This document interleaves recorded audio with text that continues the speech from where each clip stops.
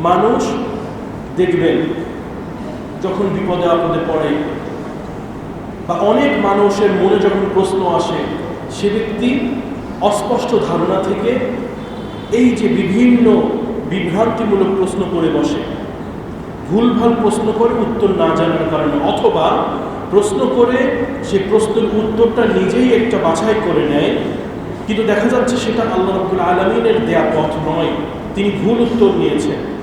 দুনিয়াতে এত মানুষ, এত বিপদ হচ্ছে, কেন হচ্ছে?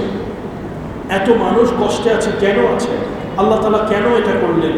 কেন এই মানুষটা বিপদে আছে? এই ধরনের কত ধরনের কথা মানুষ প্রশ্ন করে থাকে।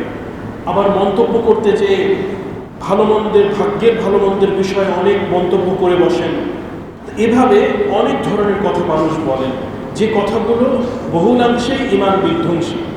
আবার একই সাথে জ্যোতিষী বা যারা ভাগ্য গণনা করার দাবি করেন, তাদের কাছে মানুষ যাওয়া আসা করেন, তাদের কথা মানুষ শোনেন। এমনকি পত্রিকায় রাশিফল সহ যে বিষয়গুলো দেওয়া থাকে সেগুলো পড়ে মানুষ নিজের জীবনে মেলানোর চেষ্টা করেন, অথচ এই বিষয়গুলো প্রতিটাই মানুষের ঈমান নষ্ট করে দেওয়ার জায়গা এবং ঈমান বিধ্বংসী স্থান। আপনি ভালো কোনো শপিং সেন্টারে গেলে হয়তো দেখতে পাবেন যে যেখানে বেশ অনেক টাকা ভাড়া দিয়ে দোকান নিতে হয়, এমন জায়গাতে মানুষ হাত দেখার জন্য জ্যোতিষীর দোকান খুলে রেখে দিয়েছে। সেখানে দেখা যায় মুসলিম নাম, মুসলিম পরিচয় এমন মানুষ যে তার সাথে কথা বলছেন, নিজের সমস্যার কথা জানতে চাচ্ছেন। তো এই যে মানুষটা গেলেন, এটা কি কোনো বিজ্ঞান ভিত্তিক কাজ? এই যে জ্যোতিষী বা যে কোনো ব্যক্তি আপনার ভবিষ্যৎ বলতে পারবে কিনা, এটা কি কোনো বৈজ্ঞানিক ব্যাখ্যা আছে? তাহলে এটা এখন তো বিশ্বাসের জায়গা।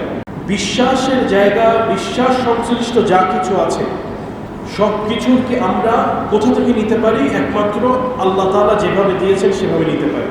তো এই যে সমাজে নানা রকম মানুষ এই ধরনের জায়গাতে যাচ্ছেন, তাদের ঈমান ক্ষতিগ্রস্ত হচ্ছেন, এর পিছনে কারণটা কি? কারণ হচ্ছে আমরা ঠিকমতো ঈমানের ব্যাপারে সচেতনতা তৈরি করতে পারছি না, ঈমানের শিক্ষাকে চর্চা করতে পারছি না, ঈমানের জ্ঞানকে আমরা আলোচনায় আনতে পারছি না, আমরা যথাযথ জ্ঞান আমরা জানছি না।